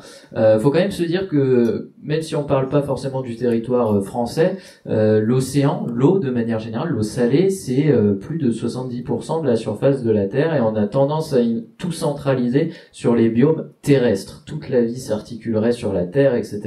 Et du coup, même dès le plus jeune âge à l'école, on enseigne les problèmes mathématiques, le français, etc., qu'avec des exemples terrestre, puisque tout semble s'articuler autour de la Terre. Donc, en réalité, le milieu principal de notre planète, c'est l'océan. Donc, il doit être bien plus présent, avant même de parler de formation, pour les scolaires, dans, par exemple, des problèmes mathématiques, compter le nombre de sardines, plutôt que le nombre de tomates, tout simplement. Tout ce genre de petites inclusions de l'océan, déjà pour les écoles, elles sont importantes. Ensuite, pour les formations plus universitaires, on n'a pas énormément de formations en France pour l'océan. La plupart des licences, par exemple, elles se déroulent sur des villes côtières. Il y a quelques exceptions, notamment en Île-de-France avec la Sorbonne, mais de manière générale, c'est assez compliqué de trouver des formations pour directement s'orienter sur le milieu marin, sauf en ayant en tête directement un métier bien précis qu'on a envie de faire. Et c'est rarement le cas, et c'est de moins en moins le cas. D'ailleurs, on se décide de plus en plus tard de ce qu'on veut faire plus tard, et au final, c'est un petit peu compliqué de trouver sa voie. Donc les formations, elles sont encore très insuffisante. Alors pour répondre à votre question un petit peu plus précisément, on n'est pas nul. On est loin d'être nul en écologie marine. Mais par contre, on est loin d'être des modèles. Et surtout avec le poids que représente notre zone océanique qui est la deuxième plus étendue au monde. On n'est pas du tout les deuxièmes meilleurs au monde en termes de gestion de l'océan. Je pense que tu pourras peut-être confirmer. Donc on a du mal à assumer notre territoire, d'autant plus qu'on a déjà du mal à connaître le territoire de métropole, territoire marin de métropole, et on a malheureusement dans les dom-toms des territoires qui sont complètement inconnus. Pour ma part, je reviens de 2 semaines de voyage à Saint-Pierre-et-Miquelon pour le travail. La plupart des gens savent pas où c'est, savent pas que ça existe. C'est très compliqué de trouver des documents sur les fonds marins de Saint-Pierre-et-Miquelon, et une des seules manières que j'ai trouvé de ramener des informations pour l'aquarium sur les animaux qui vivent à Saint-Pierre-et-Miquelon, c'est de plonger, tout simplement, comme si j'étais explorateur et que je devais moi-même faire mon champ d'études à cet endroit-là. Donc on manque encore beaucoup d'informations sur nos propres territoires. Donc en termes de formation, je pense qu'on doit faire beaucoup mieux. C'est pas encore assez développé. Et pour ce qui est d'actuellement le nombre de métiers qui sont développés, vous avez cité l'Ifremer, qui est un organisme très sérieux, qui fait du très bon travail et qui a eu une gestion assez modèle, celle de s'associer aux bateaux de pêche. Puisqu'on n'a pas les sous pour faire assez de bateaux scientifiques, eux, ils embarquent directement sur les bateaux de pêche. Ça permet donc de contrôler les stocks de poissons et d'avoir un dialogue avec les pêcheurs. Les pêcheurs, c'est les sentinelles de l'océan. C'est les personnes les plus au fait de ce qui se passe dans l'océan et de la diminution du stock de poissons. Dès lors que les scientifiques et les pêcheurs vont complètement s'opposer et qu'il y aura une fracture entre les deux, il y aura un lien de pouvoir et un lien de connaissance qui va complètement se rompre. Et ça, ce serait une très mauvaise nouvelle. On a besoin du savoir-faire des pêcheurs et de leur expertise année après année, et eux, ça leur fait du bien aussi d'avoir des scientifiques sur le bateau pour leur dire, là, typiquement, ma courbe, elle fait ça sur ce stock de poissons-là, donc tu vois, c'est pour ça qu'on t'a dit de plutôt pêcher ici, ce poisson-là plutôt que celui-là, etc. Donc oui, tout simplement, pour moi, la formation, elle est insuffisante. On n'est pas nul, mais on doit largement progresser dans la gestion de nos océans. Je ne sais pas si un de vous deux veut rajouter quelque chose. Oui, je voulais juste, je sais pas si je suis la meilleure personne pour dire ça, mais je voulais aussi dire que quand on pense aux milieux qui sont en lien avec l'océan ou avec les zones côtières, c'est beaucoup plus vaste que juste l'océanographie. On peut faire d'autres choses, et encore une fois, les milieux terrestres et marins sont tellement liés qu'en fait, tout améliorer sur Terre ne pourra aussi qu'améliorer la santé de l'océan. Et donc, il y a un champ des possibles qui est assez vaste en termes de connaissances à développer. Mais pour ce qui est purement côtier, l'Université de Bretagne occidentale fait quand même pas mal de choses et est assez pionnière en termes de formation sur l'adaptation côtière, justement. Et juste pour conclure, je vais un peu prêcher pour ma paroisse et celle de Corentin, mais il y a des métiers qu'on ne soupçonne pas, que la recherche non plus ne soupçonne pas forcément parce qu'on est mal identifié. Je pense notamment donc à la médiation scientifique. quand on parle de médiation. On nous demande souvent ce que c'est. Alors en fait, le médiateur, c'est tout simplement le passeur de savoir. C'est celui qui va faire lien entre la science, entre les citoyens ou entre les professionnels et les scientifiques. C'est celui qui va être vraiment l'entre-deux, la transition.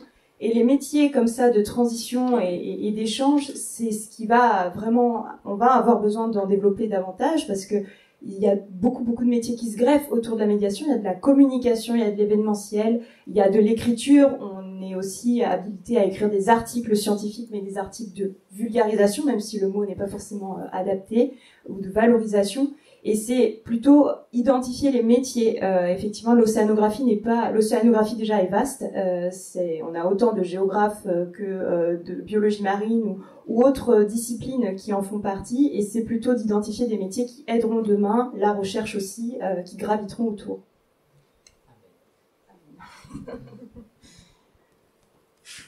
Une autre question, du coup. Alors moi je trouve qu'il y a quand même une petite sensibilisation par les enfants.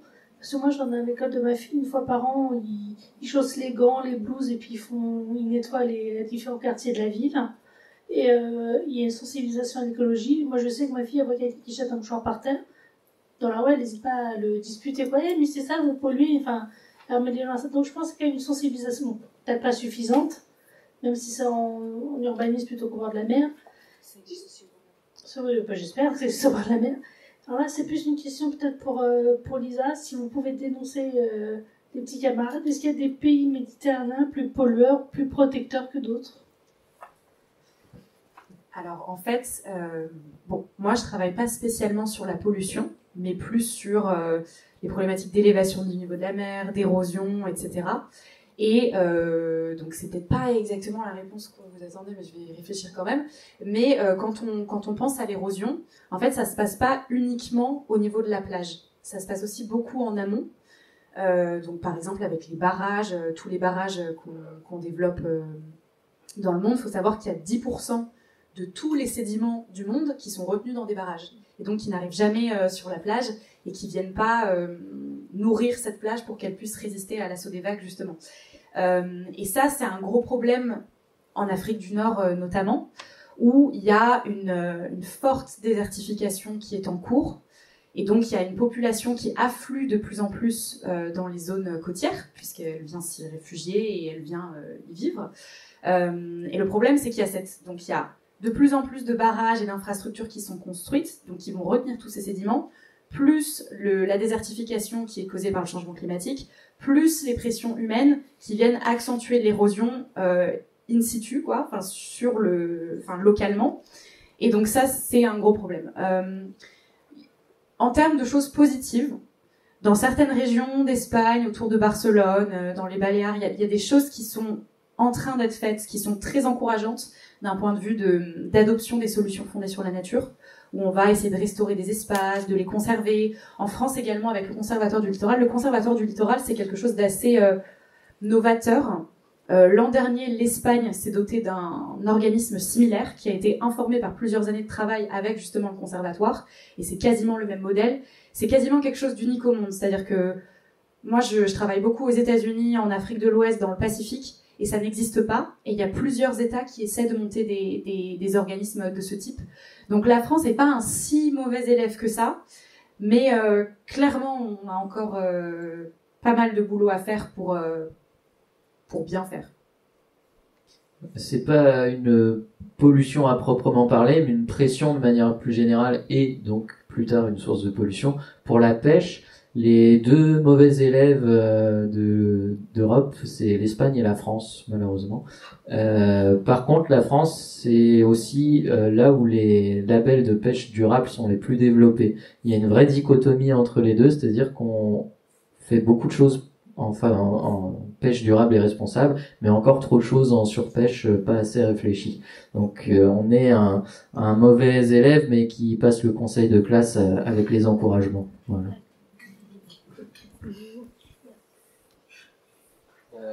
Est-ce qu'il y a d'autres questions?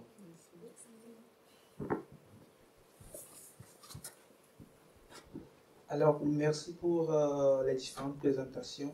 Moi, je veux faire une analogie par rapport à tout ce que vous venez de dire à la santé. Prenons un exemple, du coup, pour les pollutions des fonds marins, par exemple. Je vois que les polluants que nous jetons, puisque c'est à titre anthropique, et ce sont les personnes qui les jettent dans les fonds marins. Et puis, il y a un phénomène de bioaccumulation chez les plantes ou chez les animaux qui va conduire à la bioamplification pour la chaîne alimentaire. Et nous, qui sommes au plus haut degré de la chaîne alimentaire, nous consommons encore ces poissons. Ça veut dire que ce que nous rejetons comme polluants, ça nous revient et ça agit sur notre santé. Alors la question est celle-ci.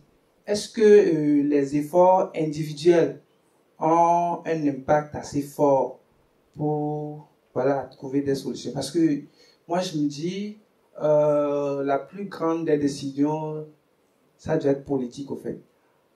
C'est bien les efforts individuels, la participation, tout ça, ça peut avoir un impact, mais à quel degré ça peut influencer les décisions pour pouvoir au moins faire quelque chose pour notre santé? Merci.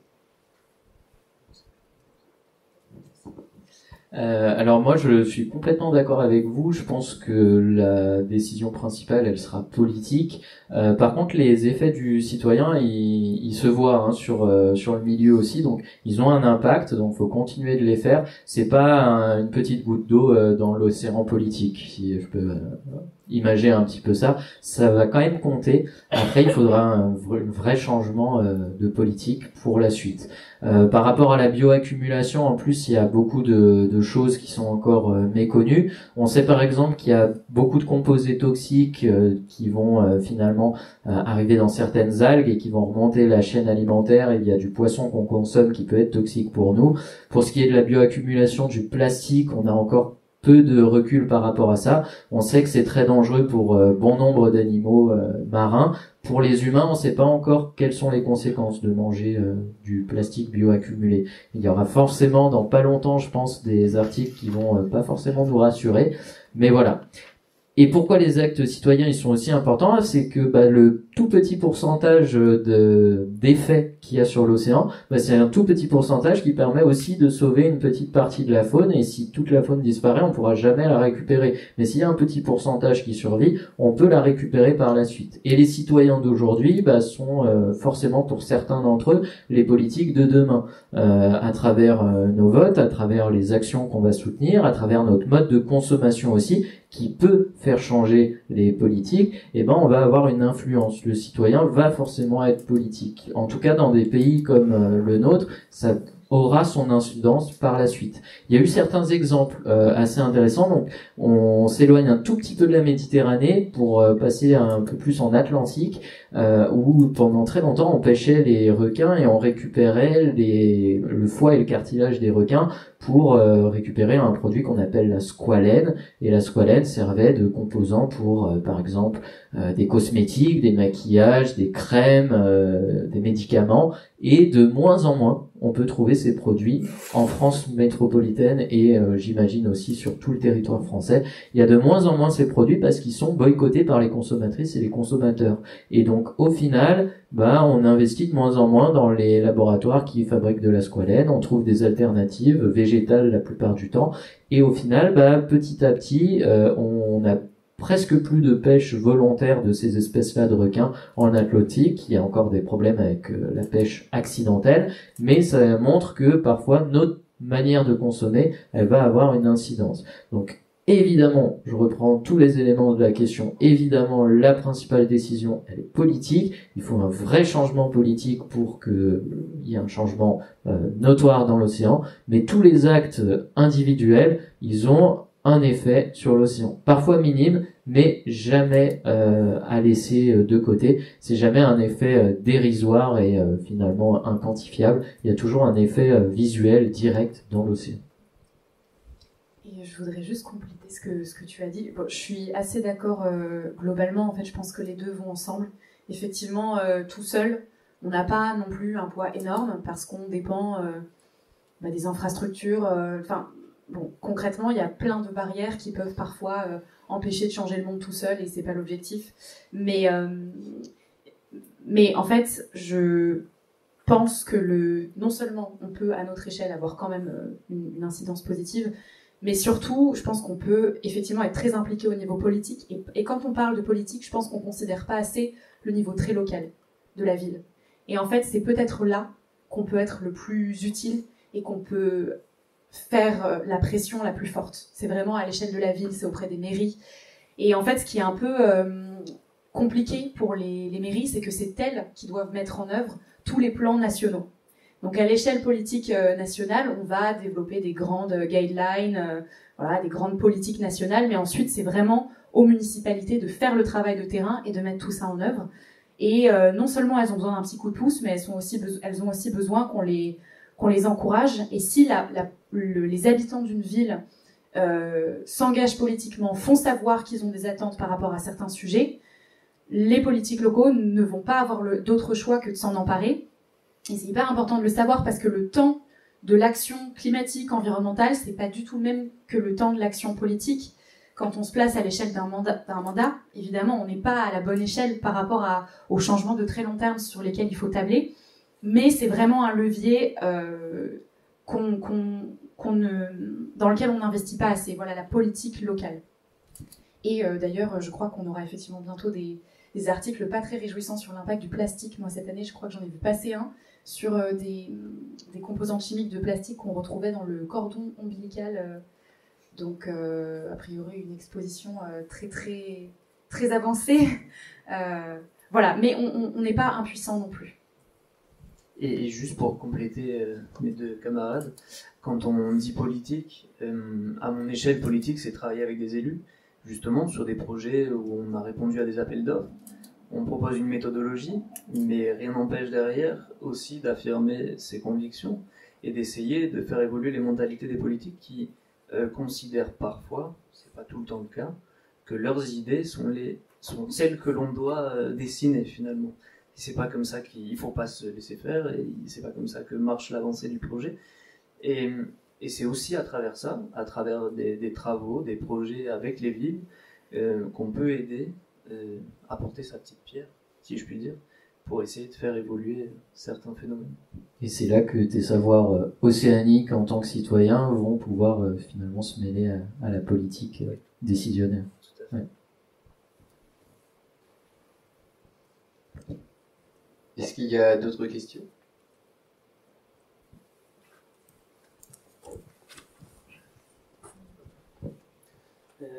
Merci pour votre exposition. Moi, j'avais juste, par rapport à la question de l'activité citoyenne, qu'est-ce qu'on peut rapporter nous ? Moi, j'ai fait pendant plusieurs années de la sensibilisation dans les écoles. Je suis plongeur depuis des années. Et je connais très bien l'environnement de Marseille, en tout cas de la Méditerranée et des îles. Et c'est vrai que c'est vraiment très méconnu. En fait, on ne connaît pas, parce que maintenant on ne le voit pas. On ne voit pas au-dessous de la surface, on ne sait pas qu'est-ce qu'il y a. Et des plans, il n'y a pas de cartographie dans des fonds marins. On ne les connaît pas, sauf le centre des plongées, les plongeurs qui travaillent là, ils les connaissent bien. Mais on n'a pas vraiment de sensibilisation sur l'aspect de fonds marins. Et à Marseille, l'année dernière, en fait, la moitié à peu près des lagos des gorgones à Marseille, elles sont morts, tout simplement. Mais j'ai vu que je suis intervenu dans une école primaire à Marseille. Là, c'était complètement méconnu, même si c'était là. Et ils savaient qu'il y avait un réchauffement de la mer à Marseille en général, mais ils ne savent pas l'effet direct, en fait. Il y a un peu cette manque des liens entre la science, en fait, du réel et les personnes qui travaillent, comme on dit, des pêcheurs, par exemple. On a la même chose pour les personnes qui travaillent dans les centres de plongée. Et il manque ces liens entre faire comprendre aux gens, quand même, aux petits enfants même, qu'il y a un lien direct entre la ville de Marseille, par exemple, une ville sous la mer, et le maire où il vit directement. Du coup, oui, c'est très bien déjà avec des expositions comme ça de faire comprendre en fait que la mer ça existe. C'est pas seulement un lieu de vacances où on passe une semaine, 2 semaines, mais on est tout le temps lié à la mer. Et c'est vraiment très important. Si on réduit la consommation des poissons, ça c'est basique, mais c'est très important. Et bon, ouais, c'est juste ça. Merci en tout cas pour Merci beaucoup. Moi, ça me fait penser, en parlant de Marseille, en fait, à Marseille, il y a aussi un problème un peu spécifique à la ville, c'est qu'il n'y a pas un accès qui est très facilité pour la population au littoral. Et donc, il y a une grande partie de la population de Marseille qui, en fait, ne va pas beaucoup à la mer. Donc, dans le sud de la ville, il y a plusieurs plages. Et puis après, dans le centre-ville historique, pas trop. Et au nord, c'est le port. Donc, en fait, tous les quartiers nord de Marseille, déjà, ils n'ont pas accès à la mer. Et je pense que si on facilitait l'accès à la fois des populations très locales qui vivent dans les villes côtières, mais aussi des populations du rétro-littoral, et nous y compris, et qu'effectivement on se sensibilisait à notre lien qu'on entretient tous les jours. Tu parlais tout à l'heure, Nelly, du fait que l'océan génère l'oxygène qu'on respire, c'est la moitié de l'oxygène qu'on respire. L'océan absorbe l'immense majorité des émissions de gaz à effet de serre, enfin de l'excès de chaleur et de l'excès de carbone. C'est l'océan qui le stocke, et en fait l'océan c'est l'élément principal dans la machine climatique. Donc c'est à la fois hyper important de le protéger, et en même temps c'est notre allié. On peut vraiment travailler avec l'océan et pour régler beaucoup de nos problèmes. Mais je suis d'accord qu'il faut une plus grande sensibilisation et développer un lien plus intime avec le vivant non humain au sens large, mais aussi avec un milieu qui n'est pas le nôtre, et voilà, l'océan. Développer ce lien, je pense que c'est vraiment une priorité, et j'espère que les métiers qu'on fait toutes et tous sont importants pour ça. Connecter les industriels, les politiques, les scientifiques, le grand public, les acteurs, ceux qui travaillent l'océan, c'est très important, et ce tissu social, on en a vraiment besoin, et il peut être assez utile, parce que même nous, je pense qu'on n'est pas les plus fins connaisseurs dans le moindre détail de la Méditerranée. Il ne doit pas y avoir énormément de tables rondes sur la Méditerranée sans que personne n'ait l'accent du Sud, par exemple, mais ça montre que on peut quand même arriver à en parler et à pouvoir se former à en parler, et c'est très important de le faire. En effet, Marseille, c'est vraiment une ville particulière à ce niveau-là. Moi, j'ai été à la fac de Marseille, donc qui est au milieu des Calanques, donc où l'accès à la mer est pas du tout le même qu'au quartier nord, où on a pu aussi faire un peu de sensibilisation là-bas. Mais on se rend compte que très rapidement, des personnes peuvent être déconnectées du milieu de la mer et n'avoir un rapport avec la biodiversité marine qu'à la poissonnerie. Ou en poissonnerie, parfois on trouve des animaux même pas renseignés sous leur bon nom, on trouve très peu d'informations, et au final on a l'habitude de l'océan uniquement comme étant une source de ressources justement, et plus du tout comme finalement quelque chose de vital pour vivre. Alors je tempère un tout petit peu sur le côté oxygène qu'on respire, c'est un petit peu plus complexe que ça. On va dire que c'est la moitié de l'oxygène que les êtres vivants vont respirer. On va pas tout à fait respirer celui de l'océan, mais par contre c'est le tampon climatique, la machine climatique, c'est l'océan. Et pour faire une petite phrase un petit peu bateau qui pourrait terminer un livre, la vie elle est née dans l'océan et notre avenir se joue dans l'océan, donc il y a une boucle à boucler, et ça passera justement par une meilleure connexion de tous les intervenants. Voilà, donc c'est vraiment important, et donc je tiens déjà à remercier votre intervention qui permet un peu de conclure là-dessus. Et puis je pense qu'il y a quand même quelques experts de la Méditerranée qui auraient peut-être un accent du Sud, c'est ceux du MEDEC. En fait, le MEDEC, c'est l'équivalent du GIEC, mais pour la Méditerranée. Ça existe depuis 2015 seulement. Et cette année, ils ont publié leur premier état des lieux de la situation en Méditerranée. Donc il y a plein d'infos. Il y a un résumé qui est plus accessible que le gros pavé, tout le rapport, mais ça existe. Il y a des groupes qui se spécialisent vraiment sur la Méditerranée, et il y a d'autres ressources qui sont plus en profondeur que ce qu'on a pu aborder aujourd'hui. Ça veut dire quoi, MEDEC et GIEC? Alors, en fait, le MEDEC, c'est c'est en anglais, ça va être le Mediterranean Expert on Climate and Environmental Change. Donc, c'est les experts du climat et et des changements environnementaux en Méditerranée. Et le GIEC, c'est le groupement international. Alors, je vais le chercher, parce que c'est l'IPCC, mais en français. Désolée, j'ai besoin d'aide, je me souviens plus de. Ouais, intergouvernemental. Et je ne capte pas. Quelqu'un peut nous aider? Des experts sur le climat. Oui, absolument. Oui. Qui en fait, qui En fait, le GIEC fait la synthèse de toutes les connaissances scientifiques sur le climat et le changement climatique et les impacts du changement climatique sur les populations. Donc à la fois d'un point de vue très sciences dures, physique, géophysique, et puis d'un point de vue plus sociétal aussi. Et il y a d'ailleurs l'IPBES aussi, qui est qui n'est pas le GIEC, mais qui est un peu l'équivalent du GIEC, mais pour la biodiversité.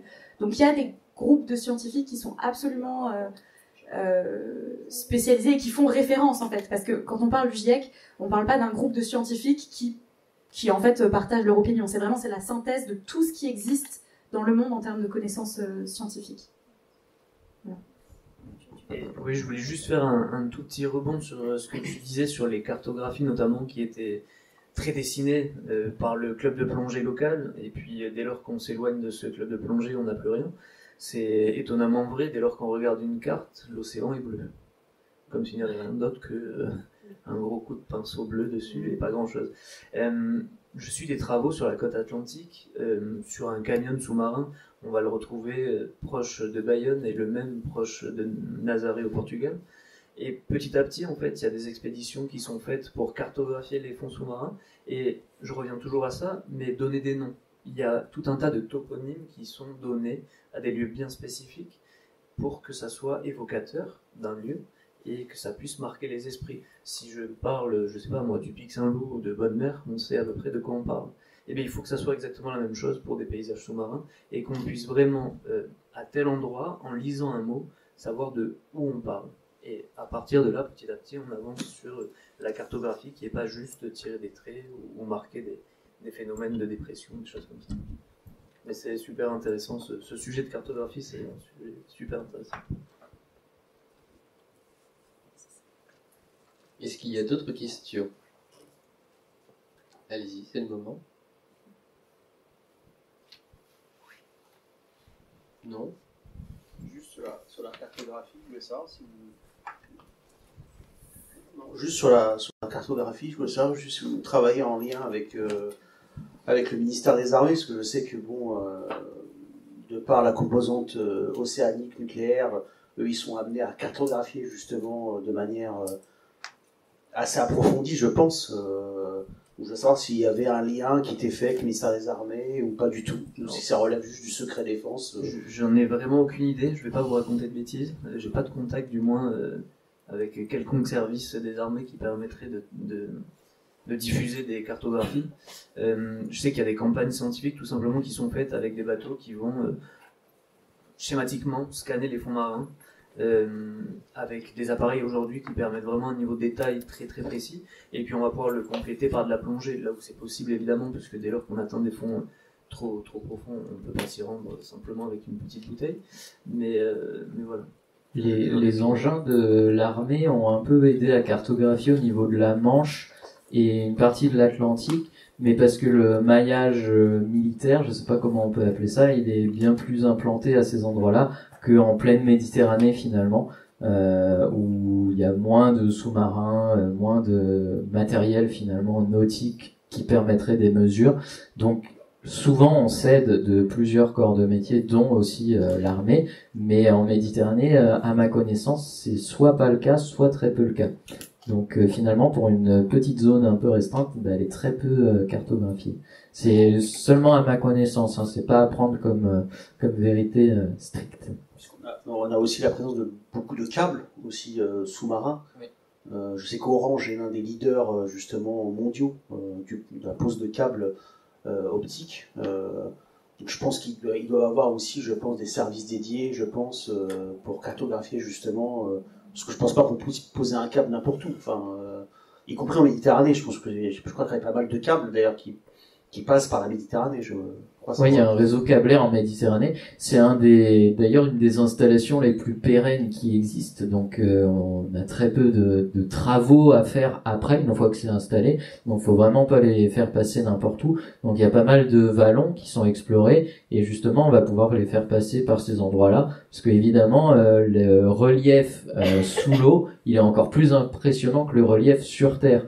Il y a des fossés encore plus profonds que les montagnes ne sont hautes sur la la terre ferme, donc on peut pas passer n'importe où. Donc il y a une grande partie qui est méconnue, mais il y a quand même un territoire qui est vraiment bien documenté en termes de bathymétrie, en termes de topographie ou topographie, qui va être vraiment bien documenté sur la géologie aussi, la nature du sol. On peut pas faire passer le câble dans n'importe quel rocher, dans n'importe quel sédiment aussi, de risque qu'il soit emporté. Donc il y a quand même tous ces métiers-là qui vont aider à cartographier, mais c'est une cartographie qui est encore vraiment très très restreinte.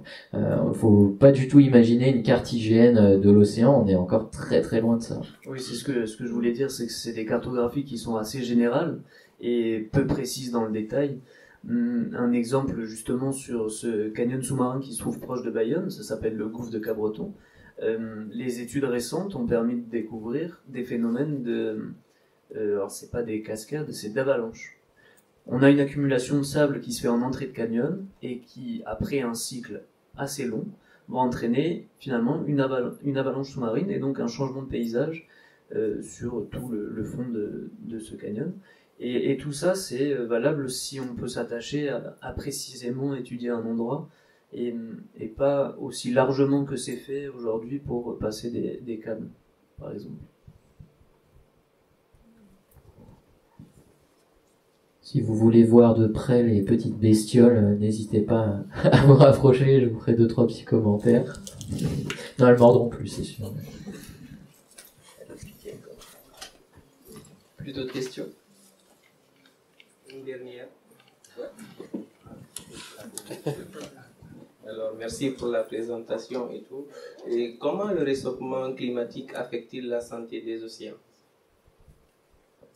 Alors, en tout cas, en termes de biologie marine, il y a beaucoup d'effets. Je vais parler tout à l'heure des tortues. Il y a plein d'espèces qui ne peuvent plus se reproduire correctement parce que ça va modifier leur cycle de reproduction. Par exemple, en étant mature trop tôt dans l'année, un décalage entre les mâles et les femelles, par exemple. Il va aussi y avoir un problème de migration. Il y a certaines espèces qui ne peuvent pas survivre quand l'eau est trop chaude et qui vont commencer à aller vers les pôles.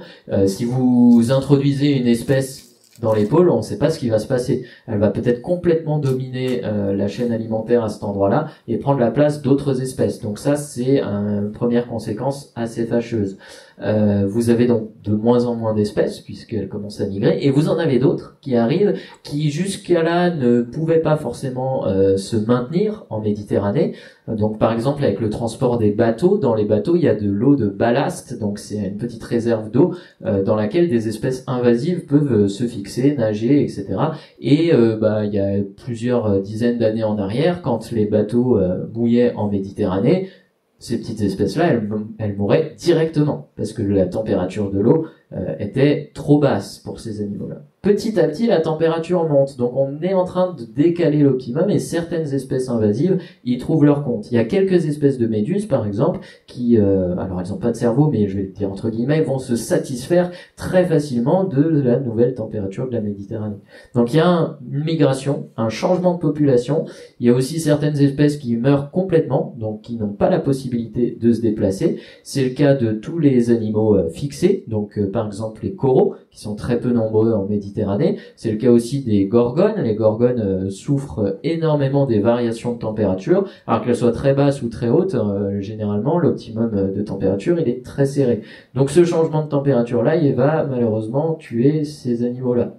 Et puis ensuite, forcément, de l'eau plus chaude, c'est de l'eau qui prend plus de volume. Donc l'eau plus chaude va participer à la montée des eaux de manière plus générale. C'est un phénomène de dilatation qui fait que forcément on accélère encore un petit peu plus la montée des eaux quand on a de l'eau plus chaude. Donc oui, le réchauffement climatique, il a non pas un effet général, mais plein de petits et gros effets qui sont très nombreux. Et là, j'ai pas du tout fait une liste exhaustive, hein. C'est juste les exemples qui me sont venus comme ça en tête. Juste avec moi les chiffres que je connais, il y a une autre espèce dont on a parlé qui est très affectée par le réchauffement climatique, c'est l'herbier de Posidonie, qui est donc une espèce endémique des côtes. Depuis déjà 2 ans, les premières grosses canicules qu'on connaît, il y a une énorme partie de l'herbier qui a disparu, je pense à Marseille notamment, et pas que. Il y a aussi donc la réserve du Larvoto de Monaco, qui a perdu une partie aussi de ses herbiers. Il faut savoir que ces herbiers-là, c'est utile, comme on disait, donc pour la faune marine, pour nous, à l'échelle à l'échelle, on va dire, de feuilles mortes, entre guillemets, quand elles arrivent en forme de banquette, mais pas que, c'est aussi un capteur, un puits de carbone très important dont nous bénéficions beaucoup et dont on ne se doute pas, et qui permet justement, comme à l'échelle d'une forêt sous-marine, de capter justement le surplus de dioxyde de carbone. Donc leur disparition est dramatique pour toute une échelle du vivant, dont nous. Et comme autre exemple, donc, Corentin, tu évoquais les gorgones. On a parlé des aires marines protégées. Alors il faut savoir qu'une aire marine protégée, c'est pas toute la profondeur qui est concernée. Par exemple, sur le tombant des Spélugues, la profondeur va jusqu'à à peu près 50 mètres. Les 50-100 mètres, le premier mètre sous la surface. Mais tout ce qui est en dessous ne concerne pas forcément, je pense même 40 mètres, pardon. Et les gorgones rouges, les gorgones pourpres, qui sont une des espèces que vous retrouvez en Méditerranée, ne se voient plus quasiment sur les premiers mètres. Donc quand on dit les premiers mètres, c'est 40-45 mètres. Elles sont en dessous, où il y a moins de luminosité, et donc du coup, il ne va pas y avoir les mêmes espèces qui vont en bénéficier non plus. Donc les effets sont du coup invisibles, puisqu'on ne voit pas ce qui se passe sous l'eau, mais sont bien là. Donc il y a déjà de gros dégâts en termes de climat. Et un autre phénomène que je connais moins, c'est les incendies sous la mer, mais bon ça, c'est un phénomène qu'on observe depuis peu. Mais voilà, il y a des conséquences sur la hausse des températures, que vous retrouverez aussi à l'exposition pour ceux qui voudront s'y rendre au Café Expo. Merci. Bah écoutez, peut-être Nelly, le mot de la fin. À part vous remercier d'être venu parmi nous. Comme je le disais, vous retrouverez donc tous ces sujets dans le Café Expo, sous forme notamment donc de parcours pour montrer les différentes influences qui ont inspiré Mathieu Zago pour notamment la bande dessinée Aquabulle. Parce que si nous sommes là aujourd'hui, c'est justement parce qu'une exposition s'est faite autour de cette bande dessinée qui était donc une étude du territoire réalisée par Mathieu en 2017. Et donc par association, nous avons créé une exposition qui aborde l'histoire des sciences et aussi l'imaginaire. Vous avez une partie derrière vous avec les mondes de Jules Verne. Donc si vous avez des questions ou si vous voulez découvrir un petit peu plus sur les espèces qu'on a évoquées aujourd'hui ou tout simplement avoir d'autres informations, vous retrouverez également des vidéos CITES. Donc n'hésitez pas et j'espère à très bientôt pour autour de la Méditerranée ou d'autres sujets. Merci beaucoup.